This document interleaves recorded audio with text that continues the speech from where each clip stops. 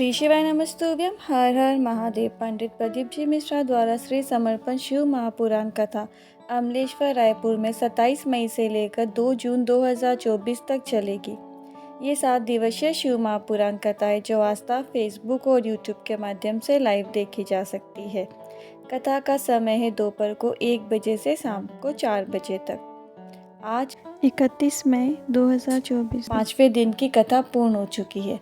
कथा में गुरुजी ने कुल 11 उपाय, पत्र और उपयोगी जानकारी दी है। सभी की जानकारियाँ आपको इस छोटे से वीडियो के माध्यम से प्राप्त होने वाली है। यदि किसी कारणवश आप आज की कथा नहीं सुन पाए हो तो पूरी कथा का रसतत्व आपको इस छोटे से वीडियो के माध्यम से प्राप्त होने वाला है। आइए शुरू करते हैं। कथा शुरू करते ही गुरुजी ने कहा, हम जब अपने कमरे में कोई भी अटाला नहीं रखते, बेकार सामान नहीं रखते, तो क्या महादेव भी हमें पृथ्वी पर जन्म दिया है तो ऐसे ही दिया? कोई न कोई कारण होगा और जो काम का है। बढ़ते हैं कथा की दूसरी विशेष जानकारी की ओर। गुरुजी ने कहा, आप कुछ अच्छा करने का प्रयास करें। मानव का शरीर मिला है तो आप धर्म के प्रति कुछ अच्छा करें, अपने राष्ट्र के प्रति कुछ अच्छा करें। बढ़ते हैं कथा की तीसरी विशेष जानकारी की ओर। गुरुजी ने कहा, दुनिया के लोग आपका शिकार करेंगे, आपकी बात को स्वीकार नहीं करेंगे। लोग आपकी अच्छाई भूल जाएंगे, पर आपने 84 भी गलती की तो वो कभी नहीं भूलेंगे। बढ़ते हैं कथा की चौथी विशेष जानकारी की ओर। गुरुजी ने कहा, घर के मंदिर में आपके घर में जो शिवलिंग है, आपके घर के मंदिर में जो शिवलिंग है आप रख सकते हो, चाहे वो स्फटिक का शिवलिंग हो, चाहे मसांग का शिवलिंग हो या पीतल का शिवलिंग हो। कोई भी शिवलिंग हो, आप अपने घर पे शिवलिंग कोई सा भी रख सकते हैं। शिवलिंग, आप किसी भी शिवलिंग का पूजन करें, महादेव स्वीकार करेंगे। बढ़ते हैं कथा की पांचवी विशेष जानकारी की ओर। गुरुजी ने कहा, मकान बनाने के लिए प्लॉट की ज़रूरत पड़ती है और भगवान को घर में बुलाने के लिए निर्मल मन की ज़रूरत पड़ती है। निर्मल मन मोहे सोहे। बढ़ते हैं कथा की छठी विशेष जानकारी की ओर।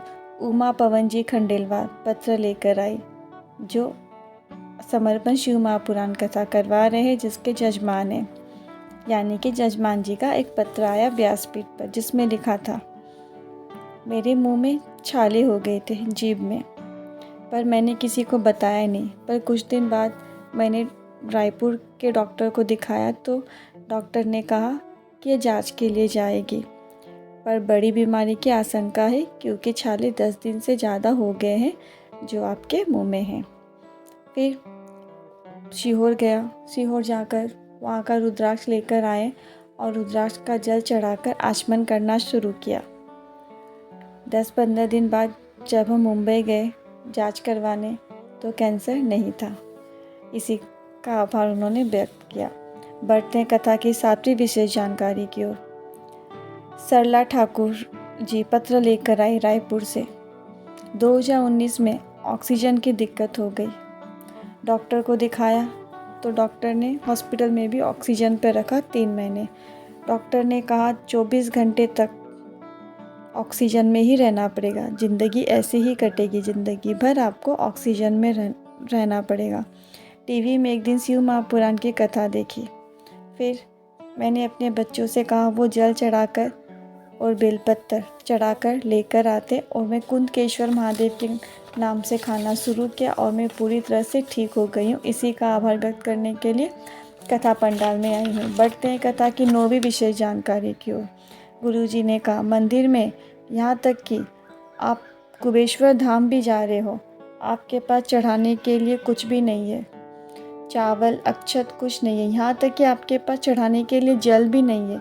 तो एक काम आप ज़रूर करें, मंदिर में जो दीपक शिव भक्त जलाकर प्रज्वलित करके जाते हैं वो ठंडे हो गए हो तो आप उस दीपक को एकाग्रित करके एक जगह रख दें और प्रणाम कर ले। इससे आपके जो पितृदोष है वो समाप्त हो जाते हैं। बढ़ते हैं कथा की 10वीं विशेष जानकारी की ओर। गुरुजी ने कहा, 4 तरह के आंसू होते हैं। 4 तरह के आंसू में से पहला है विडंबना के आंसू, जो खुद को पहचान नहीं पाता, यानी कि जब जैसे 4 बच्चे नदी में स्विमिंग करने गए, तैरने गए और जब वो बाहर आए तो काउंट करने लगे, तो पहले वाले ने गिना तो 1 2 3 ही हुआ, तो उसने कहा चौथा कहाँ गया, घबरा गए। सबने ऐसे ही किया, यानी कि जो खुद को नहीं पहचान पाता। गुरुजी ने खुद ही एग्जाम्पल बताया। दूसरा है मेघना के आंसू। मेघना के आंसू मतलब आपने किसी पे भरोसा किया, दूसरे से आस लगाई और उसने आपको धोखा दे दिया। तीसरा है वीरा के आंसू, किसी को याद करके रोना। चौथा है वंदना के आंसू, परमात्मा के लिए, परमात्मा को याद करके रोना, परमात्मा से अपनी बात कहकर रोना। निवेदन के आंसू, अपना निवेदन करके आपकी आंखों में जो आंसू आते हैं वो। पढ़ते हैं कथा की 10वीं विशेष जानकारी की ओर। सीमा साहू जी टाटानगर जमशेदपुर से पत्र लेकर आई। एक लोटे जल की महिमा क्या कहूँ, मेरे ससुर जी के मुंह से ब्लड आने लगा। हम घबरा गए, डॉक्टर को दिखाया तो डॉक्टर ने कैंसर बताया। गुरुजी, मेरे विहर में मेरे पिताजी नहीं है अभी, तो मैं अपने ससुर जी को ही अपना पिता मानती हूँ। मुझे बहुत बुरा लगा। डॉक्टर ने कैंसर बताया तो फिर मेरी माँ और भाभी ने मुझसे कहा कि शिवलिंग पर जल चढ़ाना शुरू करो। मैंने शिवलिंग पर जल चढ़ाना शुरू किया और शिवलिंग पर जल और बेलपत्र चढ़ाकर जल लेकर आती और अपने ससुर जी को पिलाना शुरू किया। 10 दिन बाद जांच कराए तो कैंसर नहीं था। बढ़ते कथा की 11वीं विशेष जानकारी की ओर। ममता जी पत्र लेकर आए। 2019 से गवर्नमेंट जॉब की तैयारी कर रही हूँ, पर मुझे सक्सेसफुल नहीं मिला। फिर मेरी माँ ने कहा कि पशुपतिनाथ का व्रत करो। मैंने पशुपतिनाथ का व्रत किया और गुड़ियारी में जो आपकी शिव महापुराण कथा हो रही थी उसको जाके कथा पंडाल में बैठकर स्मरण किया।